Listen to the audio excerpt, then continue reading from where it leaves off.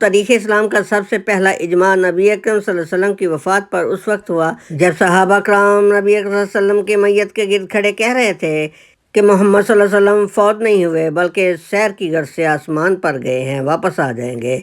जबकि हज़रत उमर गम से निढाल हाथ में तलवार लिए ये कह रहे थे कि जिसने कहा कि आप सल्लल्लाहु अलैहि वसल्लम फौत हो गए हैं, मैं उसका सर तन से जुदा कर दूंगा। नाज़रीन, सबसे आखिर में हज़रत अबू बकर रज़ियल्लाहु अन्हु तशरीफ़ लाए, आपके चेहरे मुबारक से कपड़ा उठाया और ये आयत करीमा पढ़ी, वमा मोहम्मदुन इल्ला रसूल कद खलत मिन क़ब्लिहि रसूल। मोहम्मद सल्लल्लाहु अलैहि वसल्लम एक रसूल हैं और उनसे पहले सब अम्बिया फौत हो चुके।